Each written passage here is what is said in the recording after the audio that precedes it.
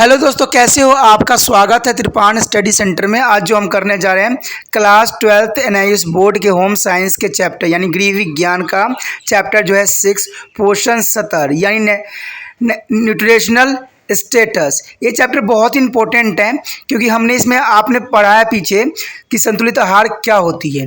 लेकिन अगर हमसे पोषण स्तर अगर सही नहीं हुआ तो कहते हैं कि यहाँ तक कि इवन व्यक्ति की जान तक भी चली जाती है अगर पोषण स्तर सही ना हो तो इसलिए ये चैप्टर जो है बहुत इंपॉर्टेंट है। इसको देखना आपके लिए उतना ही जरूरी है जितना कि दूसरा चैप्टर आपने देखा है। तो इसको आप मिस मत कीजिए। इसमें बहुत कुछ जानने को हमारे लिए है कि पोषण स्तर में हम बहुत चीज़ें पढ़ेंगे, चाहे फूड वेव हो, ठीक है, फूड चैन हो, जो भी हो, आहार श्रृंखला जो भी हो, सब चीज़ों के बारे में हम विस्तार पूर्वक जानेंगे।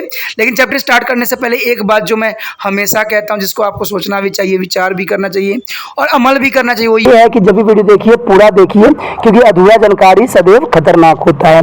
साथ में एक इम्पोर्टेंट बात ये भी रहती है कि अगर आप पहली बार वीडियो देख रहे हो तो लाइक शेयर सब्सक्राइब जरूर कीजिए। देखिए दोस्तों, लाइक कीजिएगा तो इससे ये होता है कि बनाने वाले का जो मनोबल होता है वो बढ़ता है और आपके लिए अच्छा से अच्छा करने की सदैव कोशिश करता है। तो लाइक जरूर कीजिए और लाइक करके मुझे प्रोत्साहित कीजिए, जिससे मैं आपके लिए अच्छा से अच्छा और भी बेस्ट बना सकूं। और शेयर करना तो कहते हैं जग कल्याण के समान है।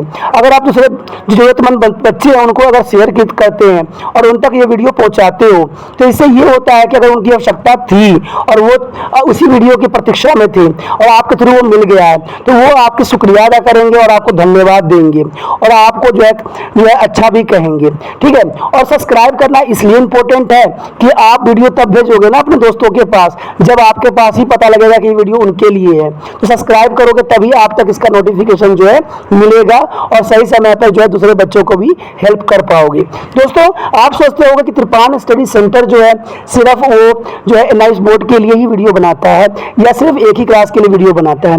ऐसा नहीं है दोस्तों, ये जो है कई मायनों में हर जगह जो है हेल्पफुल है, क्योंकि ये जो है 8th class 9th 10th 11th 12th CBSE के सभी चैप्टरों को जो है कवर करता है। प्लस जो है एनआईएस बोर्ड 10th हो या +2 हो सभी सब्जेक्टों को कवर करता है। प्लस जो है ये पंजाब यूनिवर्सिटी के फर्स्ट सेमेस्टर से लेके 6th सेमेस्टर तक 8 सब्जेक्टों को जो है कवर करता है। और जो है बीए जो है बीए के बाद जो है एमए है। एमए में जिन बच्चों की जो प्रॉब्लम होती है उनको भी सोल्यूशन करने के लिए त्रिपाण स्टडी सेंटर सदैव अग्रसर है।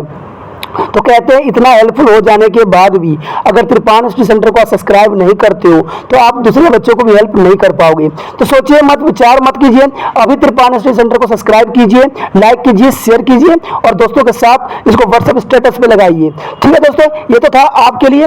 अब देखते हैं हमारे आज सिलेबस में क्या है। हम जानते हैं कि शरीर की वृद्धि के लिए भोजन बहुत ही जरूरी है। जो भोजन आप खाते हैं वह पाचन के बाद शरीर के विभिन्न अंगों द्वारा अंतर्ग्रहण किया जाता है। आहार पोषक तत्व प्रदान भी करता है। ये पोषक तत्व शरीर के द्वारा उपयोग किए जा सकते हैं, जिसे हम विभिन्न विशिष्ट कार्य का संपादन भी करते हैं। कहते हैं अगर ये पोषक तत्व न रहे तो हम शायद कार्य करने में सक्षम भी न हो पाए। कहते हैं आपने संतुलित आहार के विषय में पढ़ा ही है, जाना भी है और याद भी किया है। यह सामान्य वृद्धि, विकास एवं अच्छे स्वास्थ्य को जो है जीवन पर्याप्त बनाए रखने के लिए अत्यंत महत्वपूर्ण है। जब आपका आहार संतुलित जीवन यापन बनाए रखने के लिए जो है मात्रा में पोषक तत्व प्रदान करता है, चाहे वह आवश्यकता से कम अथवा अधिक क्यों न हो, शरीर में पोषक तत्व के असंतुलित हो जाता है। यह स्थिति विभिन्न रोगों के लिए भी जिम्मेदार होता है तथा कम वृद्धि का रुक जाना, यहाँ तक कि कभी कभी यह मृत्यु का कारण भी बन सकती है। मैंने कई बार बताया है आपको कि जो अगर हम संतुलित आहार नहीं लेते हैं या किसी प्रकार के तत्व हमारे बॉडी में कम जाता है तो इससे हम जो है बीमार पड़ जाते हैं और बीमार पड़ने के बाद आपको पता है कई व्यक्ति तो जो है मौत के मुँह में भी चले जाते हैं। तो इसलिए जो है आहार योजना, पोषण स्तर, ये बहुत ही इंपॉर्टेंट बात रहती है जिसको आपको समझना और जानना अत्यंत आवश्यक है। क्योंकि ये चैप्टर देखिए दोस्तों अभी तो आपके समक्ष वीडियो के फॉर्म में है और इसको समझना आपके लिए बहुत ही आसान बन गया है। तो इसको इग्नोर नहीं कीजिए, अच्छे से समझने की कोशिश कीजिए। कहते हैं कि संतुलित पोषण के कारण विभिन्न प्रकार के सामान्य स्वास्थ्य समस्याएं से बच्चे जो है गर्भवती महिलाएं और दूरसंबंधित महिलाएं पीड़ित होती है।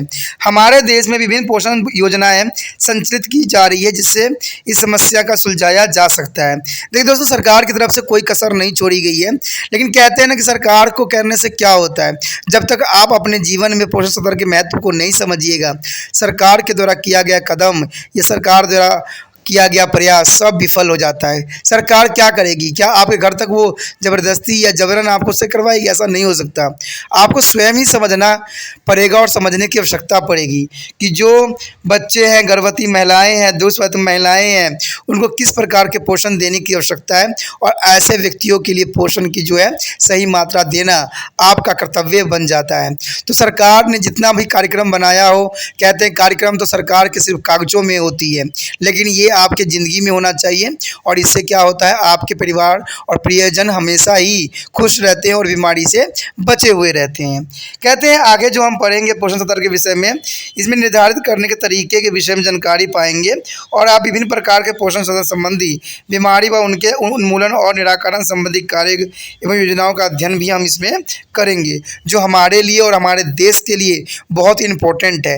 देखिए दोस्तों, जब तक बच्चे स्वास्थ्यपूर्ण नहीं रहेंगे, ठीक है, जब तक बच्चे के जो मानसिक संतुलित सही नहीं रहेगा, तो वो देश के लिए कुछ भी नहीं कर सकते हैं। चाहे देश के लिए क्या, अपने परिवार के लिए भी कुछ भी करने लायक वो नहीं रह जाते हैं।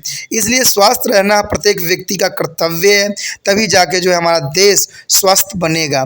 कोई मंत्री के कहने से या कोई संतरी के कहने से हमारा देश स्वस्थ नहीं बन सकता।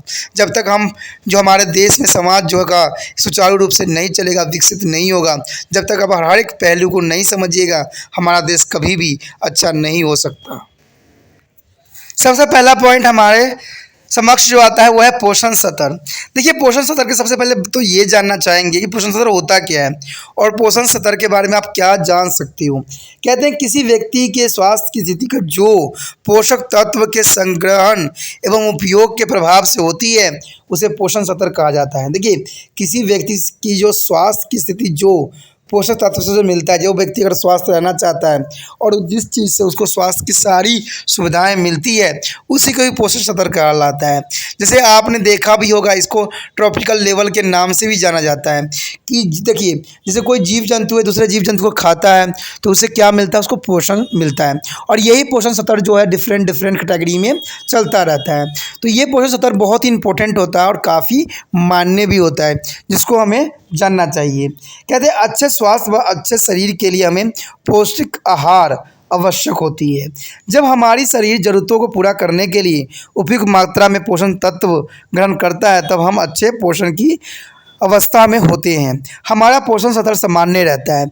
आपने देखा होगा, अगर सुचारू रूप से समय के रिगार्डिंग आप अगर भोजन करते हो, ग्रहण करते हो, तो आपके लिए जो है शरीर में कोई तरह की बीमारी या कोई तरह का प्रॉब्लम नहीं होता है। इवन आपने देख लिया होगा, कभी आप भूखे रह जाओ एक दिन के लिए, आप अपने आप को काफ़ी वीक महसूस करोगे, ठीक है, अगले दिन बेशक ही खाना खाओगे, लेकिन फिर भी जो है उसका इफेक्ट आपके बॉडी में बना रहेगा। तो इसका कारण यही बनता है कि हमारे शरीर में सुचारू रूप से कार्य करने के लिए हमें भोजन की आवश्यकता होती है, और भोजन की आवश्यकता होती है तो उनके सत्र को समझना भी हमारे लिए उतना ही इम्पोर्टेंट बन जाता है।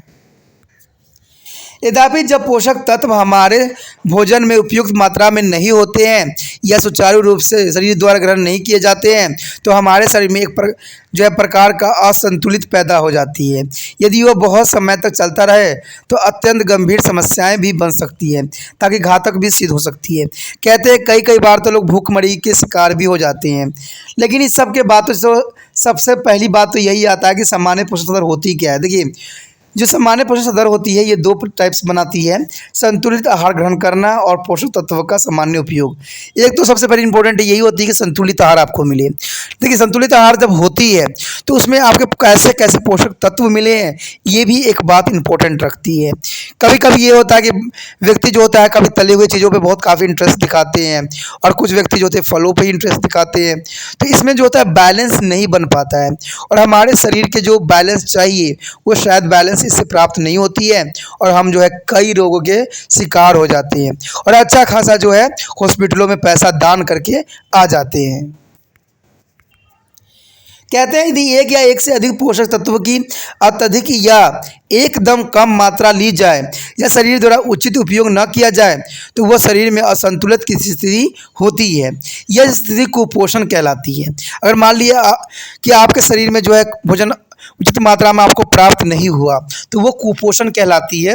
आपने इसका एग्जाम्पल देखा भी होगा, अगर किसी बच्चों को अगर सही तरह से पोषण नहीं मिलती है तो वो माल न्यूट्रिशन का शिकार हो जाता है, यानी कुपोषण का शिकार हो जाता है और उसका पेट निकल जाता है बाहर और बॉडी जो होती है हड्डियाँ बिल्कुल ही पतली सी हो जाती है। तो ये आम बात होती है। कुपोषण आखिर होती क्या, देखिए असंतुलित आहार ग्रहण करना, यानी खाने का जो है सही शेड्यूल न होना और पोषक तत्व के उचित उपयोग न होना। कहते हैं ना, एक ही तरह के भोजन ग्रहण बार बार करने से शायद आपको पोषण तत्व सही न मिले और आप कुपोषण के शिकार हो जाओ। तो ये चीज़ें बहुत ही मायने रखता है आपके बच्चे के लिए। आपके छोटे छोटे बच्चे जो घर में खेलते हैं, भाई बहन जो भी हैं, उनके लिए ये बहुत ही इम्पोर्टेंट रखता है कि उनको हर तरह के भोजन उनको दिया जाए जिससे उनके पोषण तत्व में कमी ना हो और वो जो है कुपोषण का शिकार न हो पाए। कहते हैं तो कुपोषण दो प्रकार के होते हैं। यदि एक या एक से अधिक पोषक तत्व की कमी हो जाए तो ये स्थिति न्यून पोषण कहलाती है। देखिए, एक या एक से अधिक तत्व की कमी हो जाता है तो इसको न्यून पोषण कहलाता है।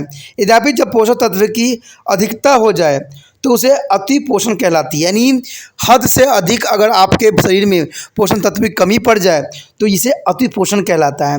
या दो से अधिक पोषण की कमी पड़ता है तो उसे हम क्या कहते हैं, न्यून पोषण। तो ये बहुत ही आपके लिए इम्पोर्टेंट था। अब देखिए, इसको हम एक जो है वृक्ष ग्राफ में भी देखने की कोशिश करते हैं। इसमें कुपोषण बताया गया है और न्यून पोषण और अति पोषण। जैसे यहाँ पर दो बच्चों को जो भी एग्जाम्पल बना के दिखाया गया है। अब इन दोनों बच्चों को स्थिति को देख के आप समझ सकते हो कि हालात कैसी रही होगी। एक बच्चे जो है काफ़ी जो है न्यून पोषण का शिकार है तो एक जो है अति पोषण का। ये इस बच्चे ने क्या किया, अधिक से अधिक पोषण ग्रहण किया है इसलिए हट्टा कट्टा दिख रहा है आपको, और दूसरे जो है न्यून पोषण की कमी की वजह से इसकी ये हालत है। तो कहते हैं कि ये दोनों चीज़ें जो होती है बहुत काफ़ी इम्पोर्टेंट रखती है। इस प्रकार जो है कुपोषण दो प्रकार के होते हैं, न्यून पोषण एवं अति पोषण। आपने ऐसे लोगों को अवश्य देखा होगा जो अपने शरीर की आवश्यकता से अधिक ऊर्जा वाले खाद्य पदार्थ का सेवन करते हैं। परिणाम स्वरूप वो मोटे हो जाते हैं तथा अत्यधिक वजन वाले हो जाते हैं, जैसे कि चित्र में मैंने अभी कुछ देर पहले ही आपको दिखाया है।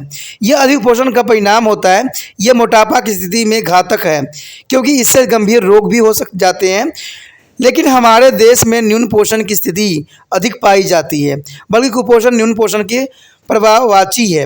आप कह सकते हो कि जो अधिक पोषण का जो सवाल यहाँ पर उठता है वो शायद कम ही लोगों में पाया जाता है, लेकिन जो कहते हैं अति पोषण, जो न्यून पोषण के शिकार हमारे देश में हर जगह आपको मिल जाएगा। तो इसमें दो बातें नहीं है, ना दो राय है। आप समझ सकते हो कि न्यून पोषण और अति पोषण में क्या डिफरेंस है। कहते हैं अति पोषण लेने से जो है बच्चों में काफ़ी प्रॉब्लम आ जाती है आगे चल के। उसके पश्चात है कुपोषण के कारण। देखिए, क्या आपको पता है कुपोषण क्या है? आइए कुपोषण के बारे में हम जानने की कोशिश करें। कारण क्या है? देखिए, भोजन की उपलब्धता में कमी होने के कारण जनसंख्या में सबसे बड़ा तो वृद्धि है और इसका प्रभाव क्या पड़ता है, अल्प आहार ग्रहण करना। क्योंकि आपको पता है जैसे जैसे जनसंख्या बढ़ेगा वैसे वैसे जो है भोजन की मात्रा बहुत ही कम उपलब्ध हो पाएगा। इसका एग्जाम्पल के तौर पे आप समझ सकते हो कि मान लीजिए किसी घर में 2 बच्चे हैं और किसी घर में 5 बच्चे हैं। अब माता भोजन बनाती है तो आपको पता है कोई चीज़ खरीद के भी लाती है, तो जहाँ पर वो 2 बच्चों को दे सकती है वहाँ पर उसको 5 बच्चों को देना बहुत ही कठिन हो जाता है और वो बच्चों को जो है पूरी तरह से पोषण प्राप्त करना बहुत डिफ़िकल्ट टास्क बन जाता है। तो ये तो आप खुद ही समझदार हो, इसमें मैं समझाने की इतना आवश्यकता भी नहीं है। उसके बाद जो सबसे बड़ा कारण है अज्ञानता। क्योंकि आपको पता ही है कि मैंने देखा है कि बच्चे बड़े बड़े क्लास में पढ़ लेते हैं, समझ लेते हैं, बहुत ही अच्छे नंबर भी ले लेते हैं, लेकिन उनके पास समझ ही नहीं है, अज्ञानता है। ठीक है, अज्ञानता का सबसे बड़ा यहाँ पर लक्षण दिखता है। आज जो है सरकार की नीति कहो चाहे सरकार की महानता कहो या जो पास करने की जो इन्होंने नीति अपना लिया है ना, इससे बच्चे समझदार नहीं बन रहे हैं, वो सिर्फ जो है अज्ञानता के शिकार होते जा रहे हैं। आप देख सकते हो कि हमारे देश में अभी शिक्षा का लेवल जो है उच्च हो गया है। कहते हैं सबसे अधिक डिग्री जो होता है भारत में बांटी जाती है, लेकिन यहाँ पर ऐसा आखिर क्या है जो अज्ञानता का शिकार लोग हो रहे हैं? क्या अंधविश्वास इनको मार रहा है? तो ये बात बहुत सोचने वाली बात है और गंभीरता से जानने की बात है। सरकार सिर्फ सोचती नहीं है, सिर्फ करने के लिए हमेशा तरपते रहती है। कहते हैं अज्ञानता आज हमारे देश में व्याप्त हो चुका है। कहते हैं बेशक शिक्षा के दर जो है बढ़ी है, लेकिन शिक्षा के दर बढ़ा लेने से शिक्षित व्यक्ति नहीं हो जाता है। जब तक उनको सही मात्रा में एग्ज़ाम, सही मात्रा में सब कुछ न हो, जब तक उनको सही चीज़ें न प्रोवाइड किया जाए। कहते हैं बच्चे 10वीं क्लास में हो जाते हैं, लेकिन उनको एक लेटर तक भी लिखने ढंग से नहीं आता है।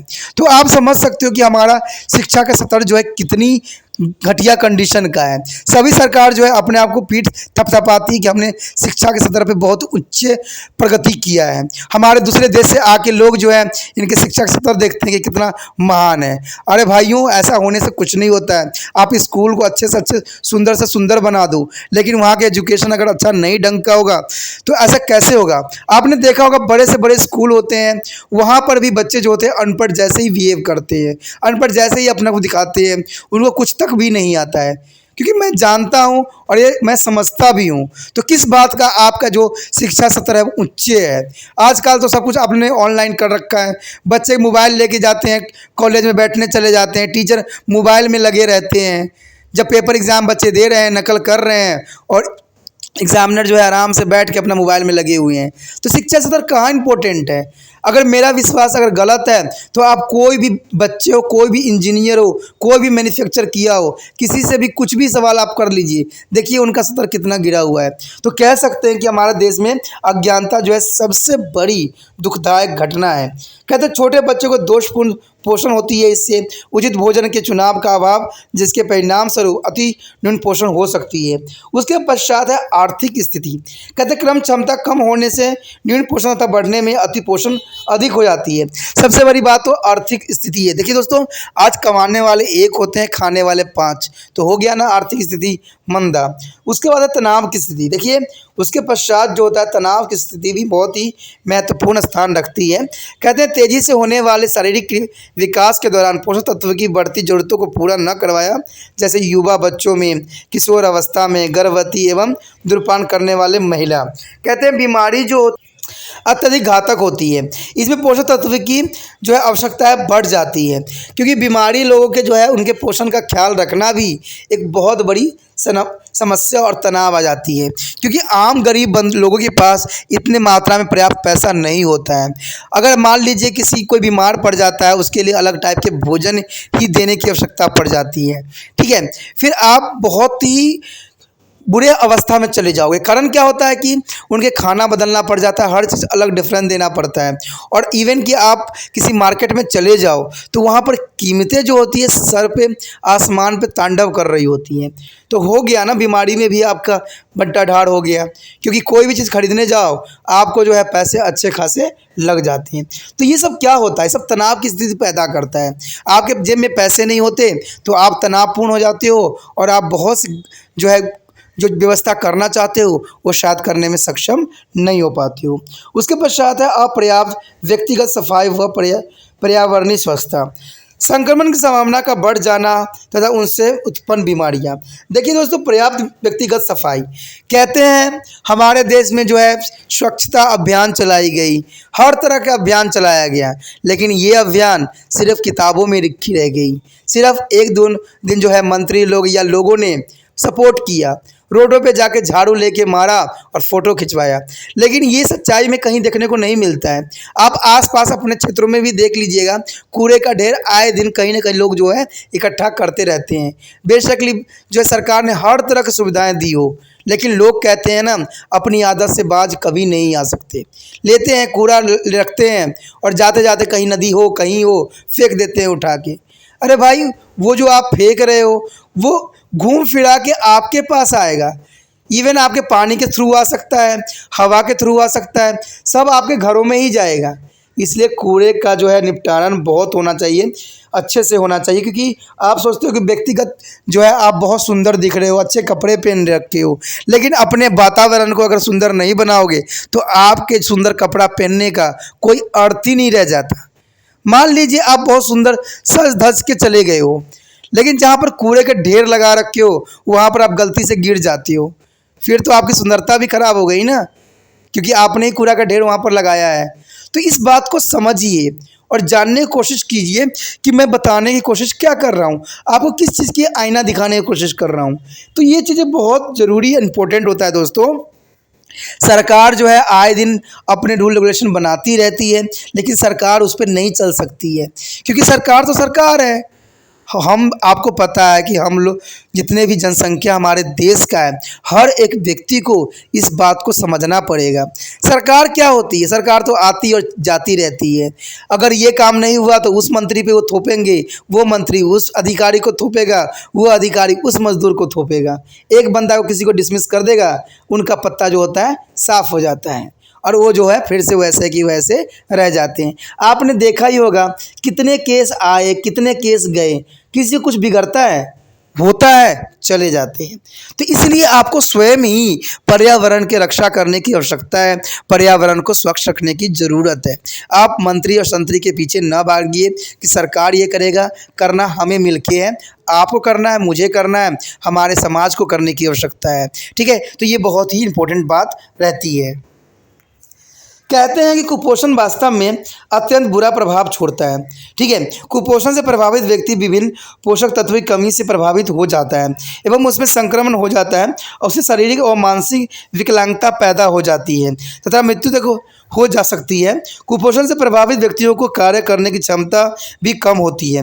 तो इसमें दो बात तो है ही नहीं, अगर आप बीमार पड़ोगे तो काम करने के सक्षम कहाँ रहोगे। कोई विद्यार्थी भी अगर बीमार पड़ता है तो उसका लिखने का भी जो है मन नहीं करता, पढ़ने का तो हो ही नहीं सकता। तो वही बात है, कुपोषण जो है हमारे लिए एक अभिश्राप है और अभिश्राप तब बनती है जब हम अनपढ़ता वाला कार्य करते हैं।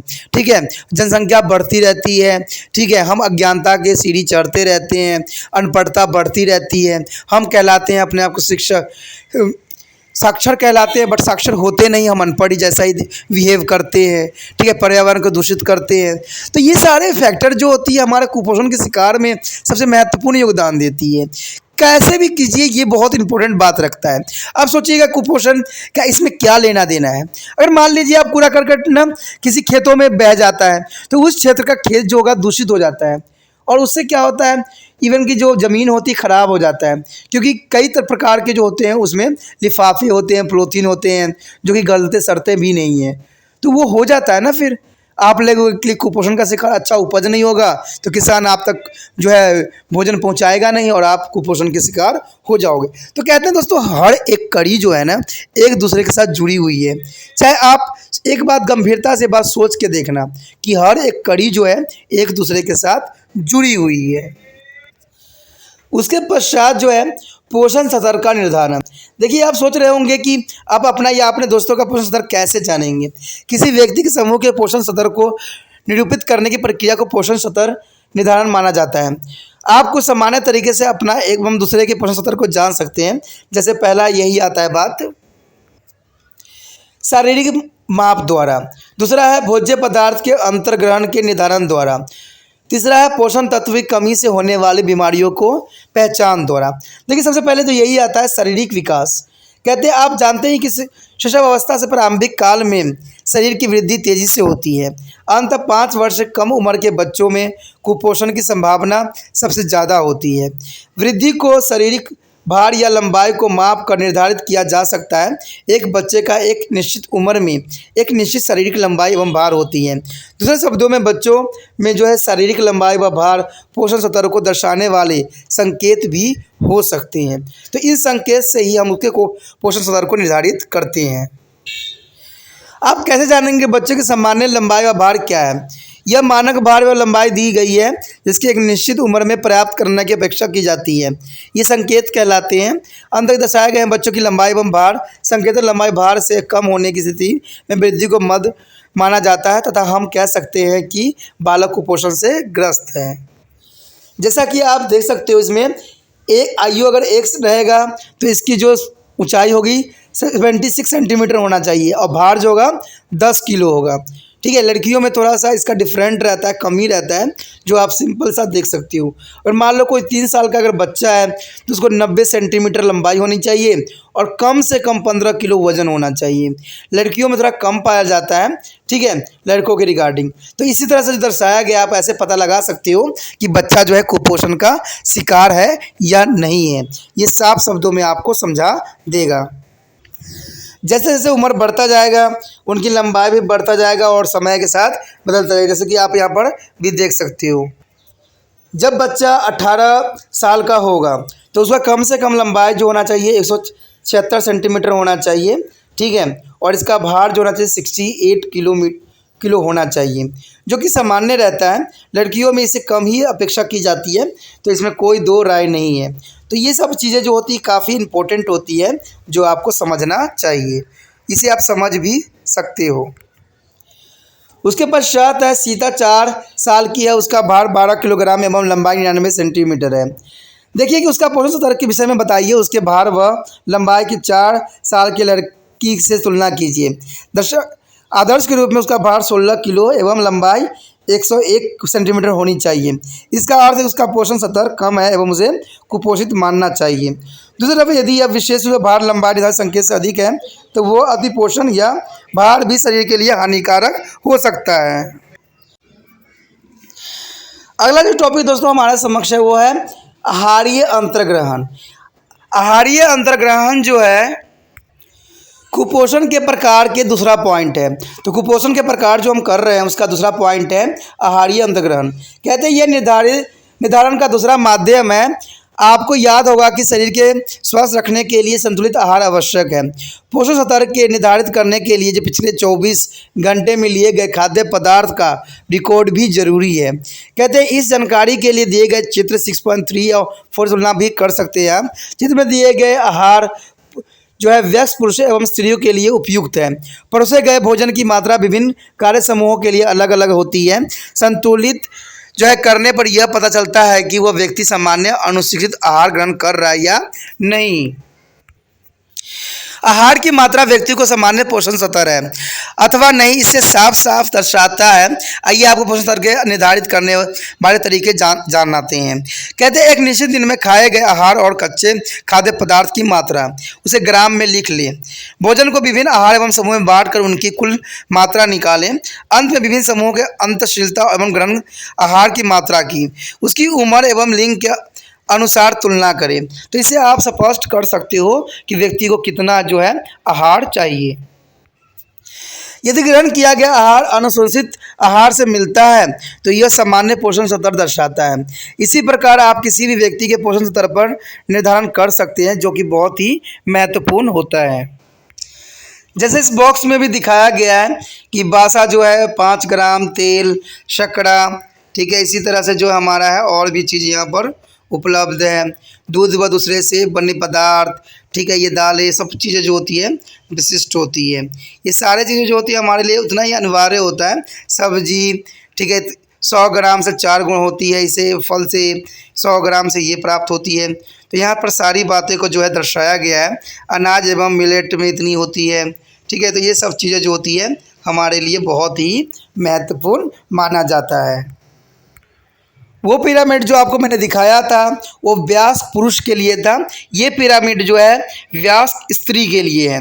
इसमें वाशा और शकरा के साथ तुलना किया गया है, तो आप दोनों के जो है फ़र्कों को समझ सकते हैं, जो कि बहुत ही विशिष्ट रहती है। कहते हैं इसमें किस तरह से मात्राएं जो है दी गई है, किस तरह से मांसाहारी हो, शाकाहारी हो, उनको कितने ग्राम में लेने की आवश्यकता है।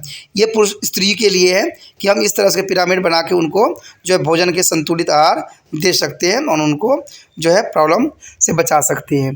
तो ये चीज़ें जो होती है दोस्तों बहुत ही इम्पोर्टेंट और मान्य रखती है। इसमें जैसे आप देख सकते हो कि अतिरिक्त अंश महिला जो गर्भवती महिलाएं होती है उनको कैसे दिया जाना चाहिए। वसा, तेल, दूध, फल, हरी सब्जी, ये सारी चीज़ें होती है। धूमपान कराने वाली को लिए अनाज, दालें, वसा, तेल, दूध, फल, हरी सब्जी। महिलाएं पत्तेदार सब्जियां भी लेना बहुत पसंद करती हैं। इसमें धूमपान के लिए 6 से 12 माह के मध्य धीरे धीरे सामान्य आहार के लेना चाहिए, ठीक है। जो वृद्ध महिलाएं होती है फल, एक अनाज, मिलेट कम कर देना होता है। तो इस तरह से जो है वयस्क स्त्री के लिए जो है संतुलित आहार उपलब्ध होना बहुत ही अनिवार्य माना जाता है।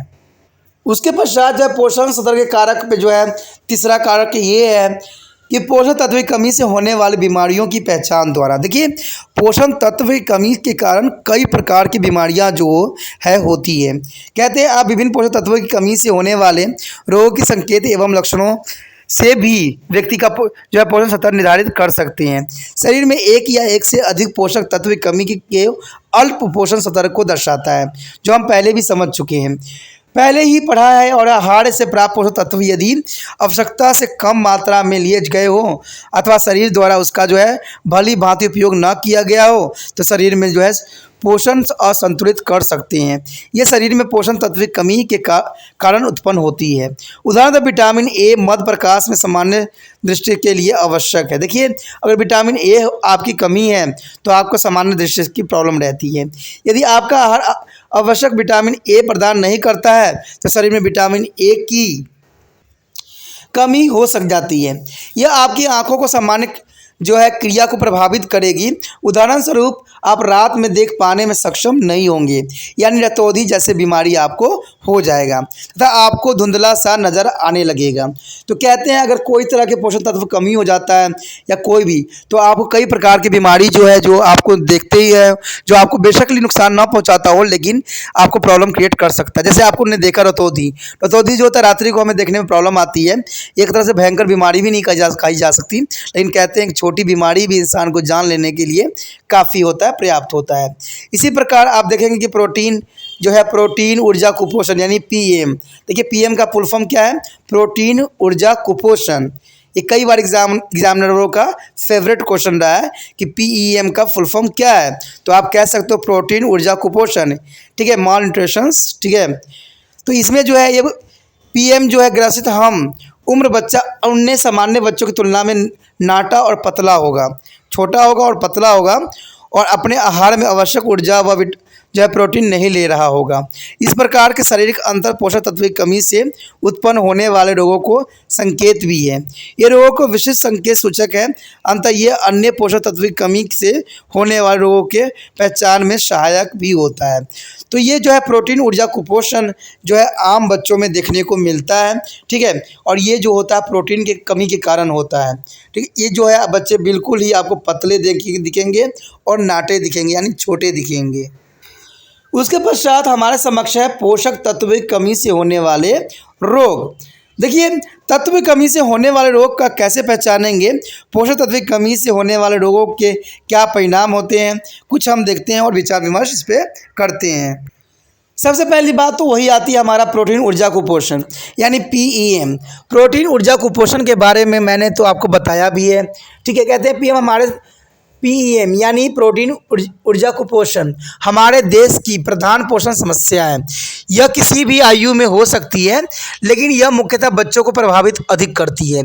यह निम्नलिखित कारणों से हो सकती है, जैसे ऊर्जा एवं प्रोटीन की कमी की वजह से, भोजन में केवल प्रोटीन की कमी से, यानी जो है प्रोटीन हमें नहीं मिल पाती है। देखिए दोस्तों, प्रोटीन जो होती है आजकल के समय इतनी महंगाई हो गई है ना कि प्रोटीन जो होता है अमीर घरों में ही सीमित रह गए हैं, क्योंकि ये बहुत महंगे होते हैं।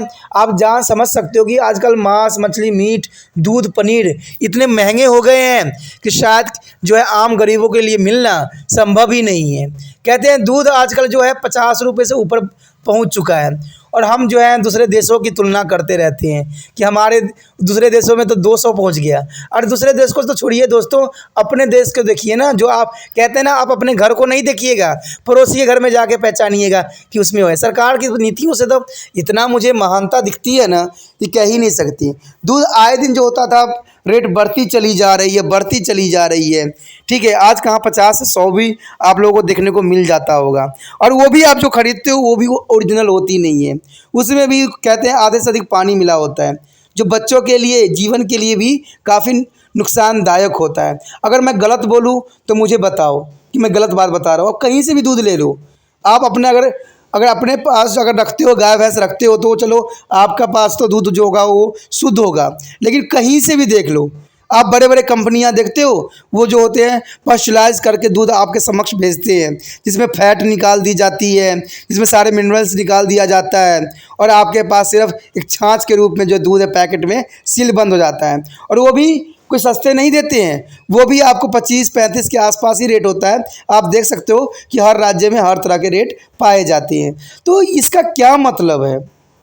इसका मतलब यही है ना कि हम गरीब को और गरीब बनाते जा रहे हैं, यानी उनको प्रोटीन से दूर होते होते ले जा रहे हैं। तो सरकार अपने आप को क्यों पीठ थपथपा रही है कि हम देश के भलाई कर रहे हैं, देश के लिए हम बहुत कुछ कर रहे हैं। हम मल्टीनेशनल कंपनी को भारत में आगमन करवा रहे हैं और अपने देश से प्रोटीन जैसी चीज़ों को हम विलुप्त करते चले जा रहे हैं। सारे प्रोटीन जो होते हैं हम विदेशों को सप्लाई करेंगे, हमारे देश में जो है आम गरीब बच्चे उसको सैनिक बना के भेज देंगे।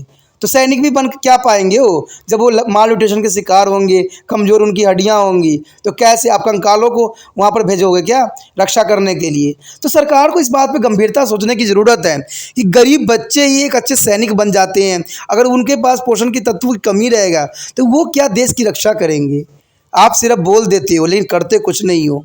ठीक है, आप इतने तरह से रेट बढ़ते चले जा रहे हैं, बढ़ते चले जा रहे हैं, उसका कोई कंट्रोल नहीं है, कोई रूल रेगुलेशन नहीं है। आए दिन जो होते हैं टैक्स बढ़ा रहे हो, अब अपना जेब भरने के लिए तो कर रहे हो, लेकिन देश में जो गरीबी फैलती चली जा रही है उसके लिए कुछ नहीं कर रहे हो। और जब गरीबी फैलेगी तो हमें तो पता है कि बच्चे माल न्यूट्रिशन के शिकार होंगे, प्रोटीन के शिकार होंगे, तो इस तरह की बीमारियां जो होगी हमारे देश में फैलता ही चला जाएगा। आपको क्या लगता है कि सिर्फ कोरोना वायरस ही हमारे देश में आएगा या पूरा विश्व में कोरोना वायरस ही परेशान करेगा? आने वाला समय देखिए, न जाने कितने बीमारी से आपको जो है दो चार हाथ करना पड़ेगा। कारण क्या है? हम लोगों की जो ह्यूमन सिस्टम है बिल्कुल वीक होती जा रही है, क्योंकि हम हर तरह के पर्याप्त भोजन नहीं खा पा रहे हैं। और कारण क्या बनता है? महंगाई। सरकार तो महंगाई कर दिया है। सरकार को ये लगता है कि सभी व्यक्ति एक जैसे हैं, लेकिन दोस्तों ऐसा नहीं है। जो सरकारी नौकरी पे हैं उनको तो आए दिन पे की जो है उनका बढ़ता चला जाता है, लेकिन जो एक दिहाड़ीदार व्यक्ति है, जो दिहाड़ी करके अपना जीवन यापन करते हैं, उनके पैसे नहीं होते हैं पर्याप्त। वो तो कमाते हैं, वो भी जो है ठेकेदार नहीं देता है। ठीक है, तो वो अपनी बच्चों का कहाँ से पालन पोषण करेंगे और इनके बच्चे कहाँ से जो होंगे स्वस्थ होंगे? तो ये सब बातें गंभीर है और गंभीर समस्या की वजह से हमारे देश में कुपोषण का जो है शिकार दिन प्रतिदिन बढ़ता जा रहा है। अगर मैं आपको विश्वास दिलाता हूँ, अगर आप नेट पे कुपोषण के शिकार जो है जनसंख्या तुलना कीजिएगा तो आपको हर एक 5वां व्यक्ति जो होगा कुपोषण के शिकार ही मिलेगा। तो आप समझ सकते हो कि हम किस बात के गौरव कर रहे हैं कि हमारा देश तरक्की कर रहा है, जब हमारे बच्चे ही कुपोषण के शिकार होते जा रहे हैं। दोस्तों इसमें गंभीरता से सोचने की विचार है। सरकार तो मैं कह रहा हूँ ना बदलती रहती है, नीतियाँ भी चेंज होती रहती है। वो सरकार जाती है, उस सरकार पे पूरा जो है जिम्मा मर्ज देती है कि भाई उन्होंने सारा कर्ज ले रखा है, हमें तो कर्ज सधाने में ही लग रहा है, इसीलिए हम आपके टैक्स बढ़ा रहे हैं, आपसे पैसे वसूलते जा रहे हैं। तो ये सब चीज़ें जो होती है कौन कर रहा है, कैसे हो रहा है, शायद मुझे समझ नहीं आ रहा है। चलिए, क्योंकि प्रोटीन के ऊपर ये बात थी और हमारे देश के भविष्य के ऊपर बात थी, इसलिए मैंने आपको समक्ष ये अपनी विचारधारा को रखा, क्योंकि हम अपने देश के बच्चों के साथ ऐसा नहीं होने देना चाहते हैं, क्योंकि हमारे देश के बच्चे ही हमारे भविष्य बनेंगे। तो कहते हैं प्रोटीन की ऊर्जा की कमी के कारण आसपास में क्या संबंध है? वास्तव में ऊर्जा की कमी प्रोटीन की कमी के कारण ही होती है। आइए देखिए ऐसे कैसे होता है। हमारे शरीर में कार्बोहाइड्रेट एवं वसा से ऊर्जा प्राप्त होती है। यदि कार्बोहाइड्रेट आहार में पर्याप्त मात्रा में उपस्थित न हो तो शरीर ऊर्जा की आवश्यकता को पूरा नहीं कर सकता है, तब यह प्रोटीन की ऊर्जा के लिए इस्तेमाल करता है और इस कारण शरीर में प्रोटीन की कमी हो जाती है, जिसके कारण प्रोटीन ऊर्जा कुपोषण हो जाता है। तो ये बात तो है, देखिए शरीर हमारा है, शरीर जो है अगर आपके बॉडी में कोई तरह की कमी होने लग जाता है तो शरीर तो प्रोटीन का इस्तेमाल तो करेगा ही करेगा। आपको थोड़ी शरीर जो है आपसे कहेंगे बेवफा करेगा कि आपको प्रोटीन ही नहीं देगा, ऐसा हमारा शरीर नहीं करता है, क्योंकि नेचर ने जो चीज़ बनाया है सब सिस्टम रूल रेगुलेशन से ही चलता है। रूल रेगुलेशन रहेगा तो वो जीवित रहेंगे, रूल रेगुलेशन नहीं रहेगा तो वो समाप्त हो जाएंगे, विलुप्त हो जाएंगे। तो इसका कारण यही बनता है कम ऊर्जा यानी कार्बोहाइड्रेट एवं वसा वाला आहार। परिणाम का क्या होता है? ऊर्जा में जो शरीर में ऊर्जा की कमी हो जाती है, जिसका कारण क्या बनता है? शरीर प्रोटीन की ऊर्जा प्रदान करने के लिए उपयोग होता है, तो परिणाम इसका यही निकलता है शरीर में प्रोटीन की कमी। और आजकल प्रोटीन की कमी से कई भी तरह की बीमारियां होने की आशंकाएं बढ़ती चली जा रही है। प्रोटीन ऊर्जा कुपोषण दो प्रकार के होते हैं, मरमस और क्विसियोकोर। कहते हैं वृद्धि के रुकावट और मांसपेशियों में कमी होने से दोनों से लक्षण है। आप बता सकते हैं कि क्या हाँ ये सही है? बच्चे जो भोजन ग्रहण करते हैं उसमें ऊर्जा की कमी होती है एवं प्रोटीन ऊर्जा प्रदान करने के लिए उपयोग भी होती है। ये दो तरह की बीमारियां जो होती है आजकल आम बच्चों में पाई जाती है। अब दोनों बीमारी क्योंकि आम पाई जाती है तो इसका अंतर भी आपको जानना जरूरी है। तो मरमस और क्यूबिक स्कोर में क्या अंतर, देखिए मरमस जो होती है ये कारण प्रोटीन ऊर्जा दोनों की कमी से होती है, लेकिन क्यूबिक जो होती है वो केवल प्रोटीन की कमी से होती है। ये आयु समूह जो होता है 12 वर्ष की अवस्था से पूर्व रहती है और ये छोटे बच्चे 1 से 3 साल तक की आयु के बच्चों को होती है। संकेत एवं लक्षण ढीले एवं जुड़ेदार त्वचा के जो है निचल त्वचा के नीचे कम होने के कारण होती है। इसमें जो होता है सूजन जल से उपस्थित संचलन के कारण विशेष जो है चेहरे, बाजू एवं पैरों में जो है तोंद निकलना, भूख मर जाती है, त्वचा जो है खुरदरी या प्रबंधदार हो जाती है। तो इसका सबसे बड़ा कारण यही बनता है। ऐसे बच्चों को आप देख सकते हो कि झुर्रीदार त्वचा होती है इनके, जैसे कि एग्जाम्पल के तौर पे भी आपको दिखाया गया है। संकुचित उदार है, भूखी लगती है, अतिसार या पतले दस्त हमेशा बना रहता है। त्वचा जो होती है खुरदुरी एवं पपड़ीदार हो जाती है और बाल भूरे हो जाते हैं और झड़ते हैं, युक्ति बढ़ जाती है। देखिए दोस्तों, अगर आप चित्र को देख रहे होगे तो क्या आप ऐसे भविष्य की कल्पना कर सकते हो जहां पर बच्चे इस प्रकार से हों? तो मैं क्यों ना सरकार को कोसूं, क्यों ना उनकी नीतियों को गलत ठहराऊं, क्योंकि जब आप महंगाई बढ़ाओगे तो इस तरह के बच्चे जो हैं ये हमारे भविष्य बनेंगे। ये कैसे संभव हो सकता है? कैसे दूसरा देश हम पे फिर से राज नहीं कर पाएगा जब ऐसे बच्चे हमारे भविष्य होंगे? दोस्तों, ये बात मैंने कहा ना, हर एक 5वां व्यक्ति जो है, हर एक 5वां बच्चा जो है इसी तरह की बीमारी के शिकार होते हैं। आप सोचते होगे कि शहर में सब लोग ठीक ठाक है, लेकिन दोस्तों आप कभी गांव में और कभी झुग्गी झोपड़ी में जाके नहीं देखे हो। वहाँ पर जाके देखोगे तो मैक्सिमम बच्चे जो है इसी तरह के कुपोषण के शिकार हैं। अब तो दिन पर दिन बढ़ते ही चले जा रहे हैं। कारण क्या है? जिससे हमें प्रोटीन मिलता है उन वस्तुओं का कीमत जो है दुगनी से 4 गुनी होती चली जा रही है, जो गरीबों की पहुंच से दूर होती चली जा रही है। चलिए अमीर लोग तो चलो उसको परहेज कर ही भी लेंगे, उसको प्राप्त कर भी लेंगे या लाभ ही ले भी सकते हैं, बट गरीबों के लिए संभव हो ही नहीं सकता। उनका पेट भरना संभव नहीं होता तो प्रोटीन युक्त भोजन ग्रहण करना उनके लिए शायद जीवन के लिए एक अधूरा सपना ही बना के सरकार ने रख दिया है। वो सरकार कहती थी अच्छे दिन आएंगे, लेकिन मुझे तो लगता है कि उन्होंने अच्छे दिन लोगों से छीन लिया है और उनको कुपोषण के बीच में धकेल दिया है, जहाँ पर कह रहे हैं जाओ तुम कुपोषण के शिकार हो जाओ और देश के भविष्य को बनाओ और दूसरे देश को जो है भारत में निमंत्रण करो और आसानी से वो जीत जाए। कहते हैं कुपोषण व्यक्तियों से कौन लड़ेगा और कौन जीतेगा? तो ये कुपोषण जो है हमारे देश के भविष्य कैसे बनेंगे, ये बात मुझे अभी तक समझ नहीं आया है। सरकार हर तरह के रूल रेगुलेशन अपनाती है, तरह तरह के अरबों रुपया खर्च करती है, लेकिन कहते ना कि अगर दाम घटा देगी, कम कर देगी ना, तो देश की भलाई ऑटोमेटिक हो जाएगा और देश में अच्छे दिन ऐसे ही आ जाएंगे। लेकिन इस बात पे सरकार कभी सोची तक भी नहीं है। कहते हैं कि पीएम का चरम रूप है, यहाँ तक कि मृत्यु भी हो सकती है बच्चों की। अगर बच्चे इसी प्रकार से पीएम यानी प्रोटीन ऊर्जा कुपोषण के शिकार हुए तो बच्चों की मृत्यु भी हो जाती है। पीईएम का हल्का रूप ज़्यादा देखा जाता है तथा सामान्य संक्रमण अन्य पोषण अल्पता से संबंधित भी है। उसके पश्चात है विटामिन ए का अभाव। देखिए आहार में विटामिन ए की कमी होने से विटामिन ए अल्पता से हो जाती है। इसका चिन्ह एवं लक्षण क्या होता है? आँखों में परिवर्तन नतोधिया से शुरू होती है, यानी आँखों से कम दिखना होता है। यह अंधेरे में देख पाने की क्षमता कम होती चली जाती है। यदि इसका उपचार नहीं किया गया तो यह व्यक्ति को जो है पूर्ण रूप से अंधा कर देती है। आँखों का सफ़ेद भाग जो है सुखले लगता है। जो है संक्रमण का बढ़ना विशेष जो है आश्वासन में संक्रमण कर देता है। रक्त अल्पता भी बढ़ जाती है। अल्पता का अर्थ है कि रक्त में हीमोग्लोबिन का स्तर कम हो जाता है। हीमोग्लोबिन जो है रक्त को लाल रंग प्रदान करता है और एवं ऑक्सीजन के शरीर के विभिन्न भागों में पहुंचाने में सहायक भी होता है। हीमोग्लोबिन का स्तर कम हो जाता है जब आहार में लोह की मात्रा कम हो जाती है। दूसरे शब्दों में लोह तत्व के अभाव के कारण रक्त प्राप्त होती है।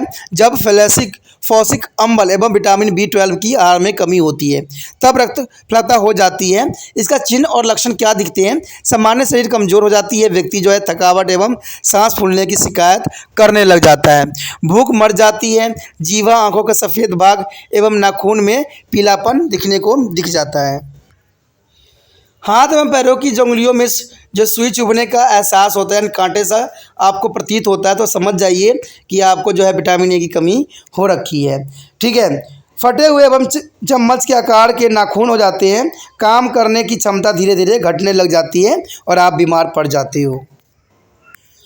उसके पश्चात है आयोडीन का अभाव। देखिए, आयोडीन जो है थायरॉक्सिन हार्मोन का एक महत्वपूर्ण घटक होता है और माना गया है। यह हार्मोन शरीर की अधिकतम उपापचय प्रक्रिया को नियंत्रित करती है। आयोडीन का अभाव जो गलगंड को रूप में वयस्कों में होती है एवं बच्चों में बौनापन हो जाता है। आयोडीन का अभाव जो है गर्भावस्था में माँ तथा शिशु दोनों के लिए हानिकारक होता है। यद्यपि आप यह अवश्य याद रखें कि केवल यही आयोडीन अभाव की समस्या नहीं है। इसका चिन्ह और लक्षण क्या होते हैं देखते हैं। वयस्कों में जो होती है यानी जो अडल्ट होते हैं उनमें जो होते हैं गले में सूजन आ जाती है, यह ग्रगण यानी थायराइडोर कहलाता है। मोटापा हो सकता है, थकान होती है एवं कार्य में भली बातें करने की असमर्थता होती है, त्वचा परिवर्तन भी हो जाती है। अब बच्चों में क्या लक्षण दिखता है? बुद्धि दर जो है कम हो जाती है, बच्चे जो होता है मंदबुद्धि का शिकार हो जाता है यानी मंदबुद्धि हो जाता है। बोलने या सुनने में उनको दोष हो जाती है। मांसपेशी एवं तंत्रिकाओं में विकार के कारण अंगों पर नियंत्रण में कठिनाई हो जाती है। तो इस तरह की बीमारी जो होती है, देखिए आप बच्चों को इंटेलिजेंट बनाने के लिए कितना कुछ खिलाते हो, लेकिन वही अगर गर्भावस्था के दौरान आयोडीन एक नमक खा लेते तो आपके बच्चे को अभी इतने इंपॉर्टेंट महंगे चीज़ देने की जरूरत नहीं पड़ता। आप गर्भ अवस्था के दौरान ही बच्चे को काफ़ी इंटेलिजेंट बनाने की क्षमता विकसित कर देती। लेकिन आयोडीन युक्त भोजन भी आज मिलना संभव नहीं दिख रहा।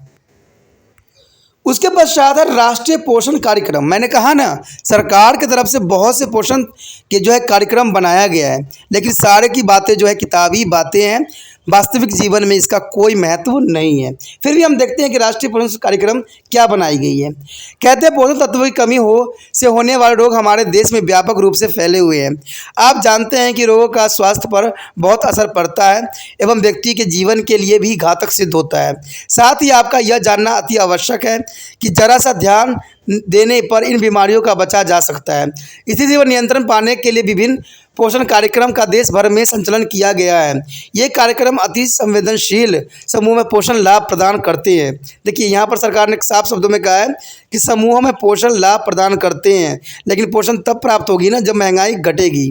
क्या आप जानते हैं कि ये अति संवेदनशील समूह कौन है? हाँ, छोटे बच्चे, किशोर, गर्भवती महिलाएं एवं दुबला पकड़ने वाली माताएं। देखिए, छोटे छोटे बच्चों पर ही इसका प्रभाव जो है बहुत ही बुरा पड़ता है।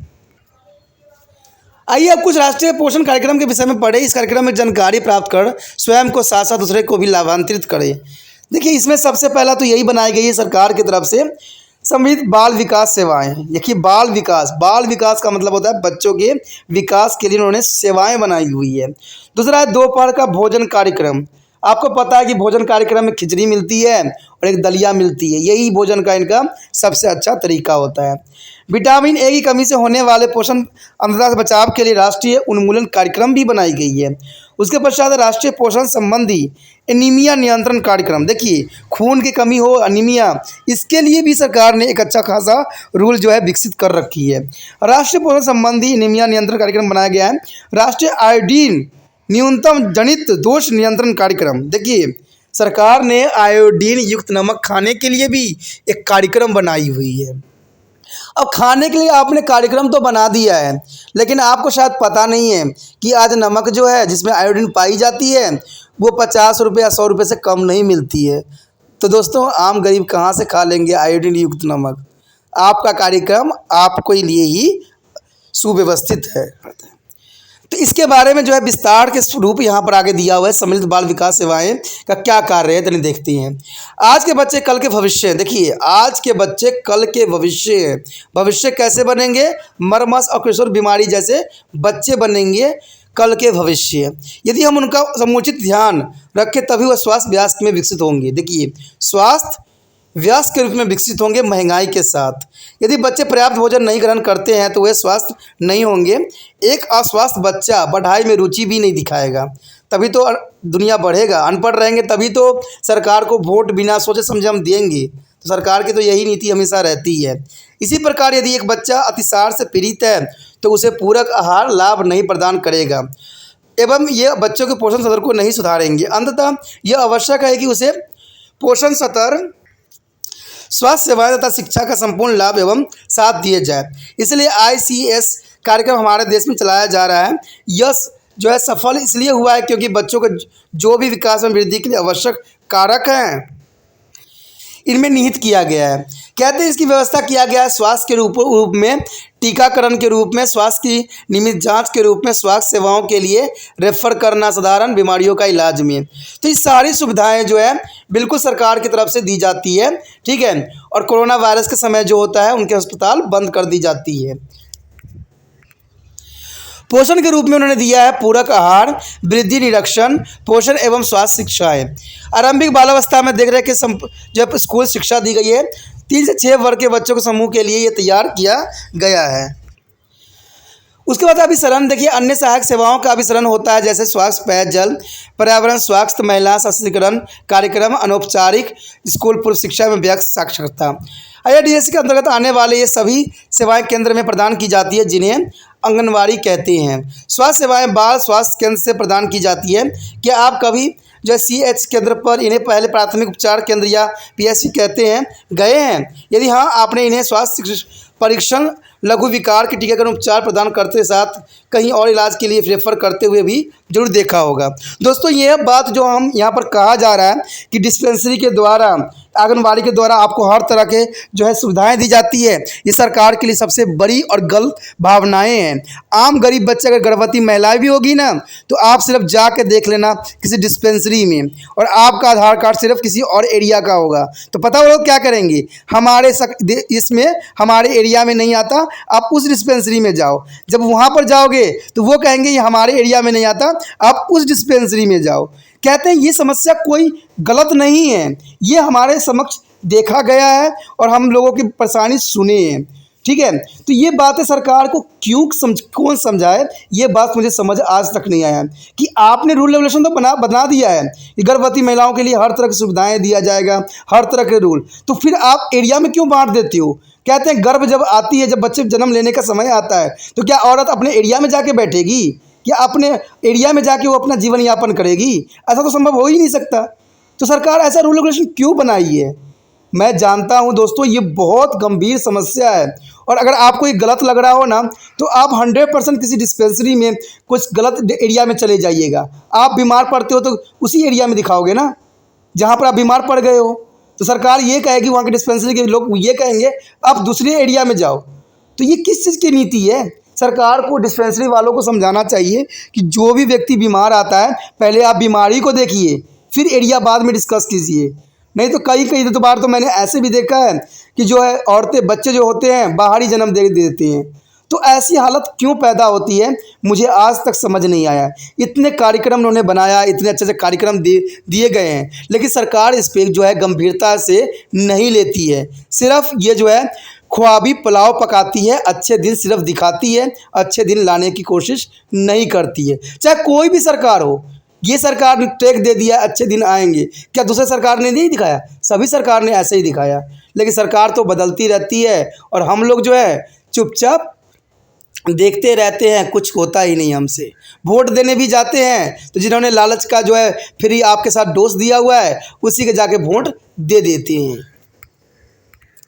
इसमें आगे है रेफर करने वाली सेवाओं का अर्थ, यदि कोई व्यक्ति गंभीर अवस्था समस्या से पीड़ित है तो उसे किसी बड़े अस्पताल में उपचार के लिए भेजना पड़ता है। देखिए, बहुत अच्छी बात बताई गई है। उसके बाद लाभार्थी 6 वर्ष से कम उम्र के बच्चों को मिलता है, 11 से 16 वर्ष के बीच के किशोरियों को मिलता है, गर्भवती महिला एवं धूमपान कराने वाले माताओं को मिलता है, 15 से 45 वर्ष की सभी महिलाओं को ये सारी सुविधाएँ मिलती है, जो इनके लिए बहुत ही अच्छी सुविधा दी जाती है। उसके पश्चात दोपहर का भोजन कार्यक्रम भी बनाई गई है, जो 6 से लेकर 11 वर्ष के जो है उम्र के प्राइमरी स्कूल के बच्चों को संपूर्ण आहार प्रदान MDM कार्यक्रम का मुख्य उद्देश्य है। इसका फ़ायदा यह है कि ये बच्चे की जो है विद्यालय में उपस्थित को सुनिश्चित करता है कि इससे क्या हो, बच्चे आएँ और भोजन ग्रहण करें। राष्ट्रीय जो है प्रोलिफेक्सिस कार्यक्रम, ये इसका जो है लक्ष्य विटामिन A की कमी से होने वाले अंधेपन को रोकना, जो आम बच्चों में पाई जाती है।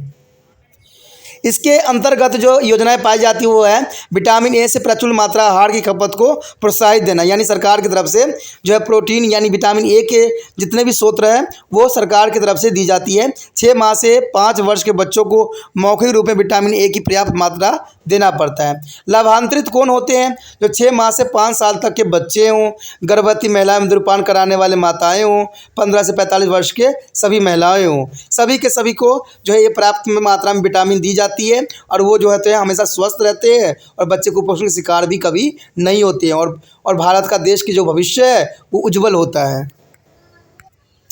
उसके पश्चात राष्ट्रीय पोषण संबंधी एनीमिया नियंत्रण कार्यक्रम यानी खून बढ़ाने वाला जो है कार्यक्रम बनाया गया है। छोटे बच्चे महिलाओं के रक्त अल्पता को रोकने इस कार्यक्रम का पूरा लक्ष्य होता है।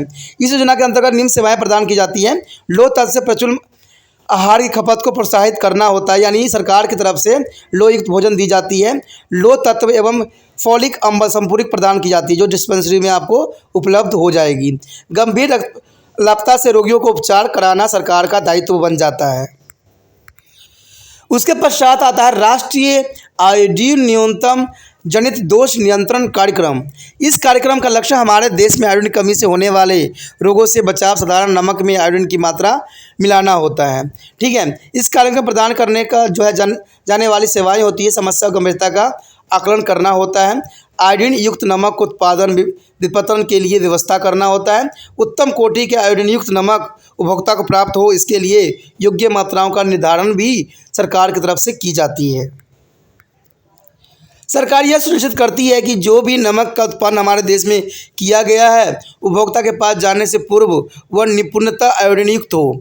लोगों को आयोडीन युक्त आहार के विषय में जागरूक करने के लिए भी कदम उठाए गए हैं। देखिए दोस्तों, अगर सच्ची रूप में देखोगे, अगर बाज़ार से नमक लाओगे, आप हर टाइप के नमक लेके आओ जिस बाज़ार में बिकती है और उसकी आयोडीन युक्त होने की गुणवत्ता की जांच कीजिए। आपको जो होगा दूध का दूध और पानी का पानी हो जाएगा। सरकार बेशक रूल रेगुलेशन बहुत अच्छी बनाती है लेकिन उस पर अमल नहीं की जाती है क्योंकि ये सारे जो होते हैं कागज़ों में ही सिमट जाती है और रूल रेगुलेशन में ही रह जाती है। लेकिन वास्तविकता में ऐसा कुछ भी रूल रेगुलेशन लागू नहीं की जाती है।